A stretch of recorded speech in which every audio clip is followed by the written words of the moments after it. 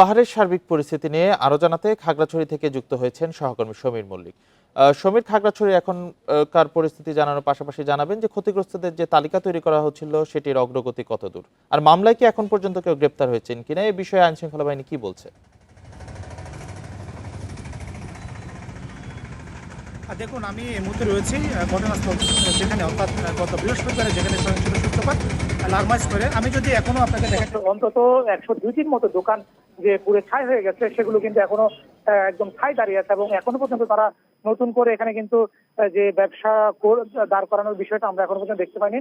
অর্থাৎ এখানে যারা ক্ষয়ক্ষতির শিকার হয়েছে পাহাড়ি বাঙালি উভয়ই, তাদের বক্তব্য হচ্ছে আসলে তারা এই যে ব্যবসায় অপূরণীয় তাদের যে ক্ষতি হয়ে গেল, সেগুলোর কারণে কিন্তু তারা ভবিষ্যতে তাদের যে ব্যবসায়িক দুশ্চিন্তা, সেটা নিয়ে তাদের দিন যাচ্ছে। এখনো পর্যন্ত আমরা দেখছি যে সরকারের পক্ষ থেকে ক্ষতিপূরণের যে বিষয়টা আশ্বাস দেওয়া হয়েছিল, সেটা কিন্তু এখন পর্যন্ত তার বাস্তবসম্মত কোনো উদ্যোগ আমরা দেখতে পাইনি। এখানে সরকারের গুরুত্বপূর্ণ তথ্য উপদেষ্টা তিনি এসেছেন, দিঘিনালা সরজমিন পরিদর্শন করে তিনি এখানে যে আশ্বাস দিয়েছিলেন, সেটা কিন্তু এখনো পর্যন্ত আমরা দেখি নাই যে প্রশাসনের পক্ষ থেকে তালিকা তৈরি বা ক্ষয়ক্ষতি করার জন্য যে উদ্যোগ নেওয়ার, সেটা কিন্তু সুযোগ নেই। এখানে 102টি দোকান পড়া গেছে, অধিকাংশ দোকানে যে সমস্ত মালামাল ছিল সেগুলো লুটপাট হয়েছে এবং আগুন দেওয়া হয়েছে এবং নগদ অর্থ যেগুলো ছিল সেগুলো কিন্তু নেওয়া হয়েছে।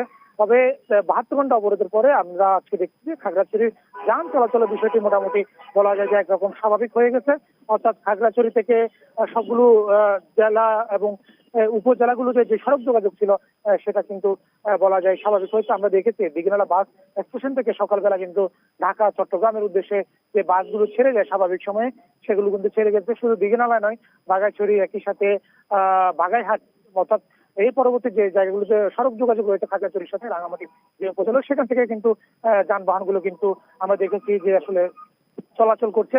এবং আপনাকে একটা বিষয় জানিয়ে রাখি, প্রায় 3 দিন আটকে থাকার পরে সাজেকে যে সমস্ত পর্যটকরা গত 3 দিন ধরে আটকে ছিল, তারা কিন্তু সকাল 7টায় সাজেক থেকে রওনা হওয়া শুরু করেছে, অর্থাৎ তারাও ফিরতে শুরু করেছে। বলা যায় যে জনজীবন অনেকটা স্বাভাবিক। তবে একটা বিষয় হচ্ছে, এই ধরনের একটা সহিংসতার পরে পাহাড়ি বাঙালি উভয়ের মধ্যে যে আস্থার সংকট হয়, এটা দ্রুত ফিরিয়ে আনার জন্য কিন্তু এখানে পাহাড়ি বাঙালি উভয়ে তারা দাবি করছে। কারণ দিন শেষে মানুষ কিন্তু ব্যক্তিগতভাবে হোক বা সামাজিকভাবে তারা কিন্তু শান্তিতে থাকতে চায়, নিরাপদে থাকতে চায়, তারা এখানে যে ব্যবসা করতে চায়। এবং আপনাদের একটা বিষয় জানিয়ে রাখি, এই ঘটনায় কিন্তু গতকালকে দিঘিনালা থানার পুলিশ বাদী হয়ে একটি মামলা হয়েছে, যেখানে প্রায় বলা হয়েছে যে আসলে একটা দাঙ্গা সৃষ্টির উদ্দেশ্যেই একদল মানুষ জড়ো হয়েছিল। তাই সেই যে মামলাটিতে এখনো পর্যন্ত কাউকে গ্রেফতার করা হয়নি, সেখানে অজ্ঞাত ব্যক্তিদেরকে আসামি করা হয়েছে। এবং এই বিষয়টা নিয়ে আমি দিঘিনালা থানার যিনি ভারপ্রাপ্ত কর্মকর্তা নুরুল হক, তার সাথে কথা বলেছি। তিনি মামলার বিষয়টাকে বলেছেন, তিনি যে পরবর্তী যে কার্যক্রম সেটা নিয়েছেন। এবং পরবর্তীতে আসলে এখানে এখন সবচেয়ে বড় চ্যালেঞ্জ হচ্ছে পাহাড়ি বাঙালি যে আস্থার সংকট তৈরি হয়েছে, সেই আস্থাটা ফিরিয়ে আনার জন্য প্রশাসনের পক্ষ থেকে যাতে সর্বোচ্চ গুরুত্ব দিয়ে উদ্যোগ নেওয়া হয়।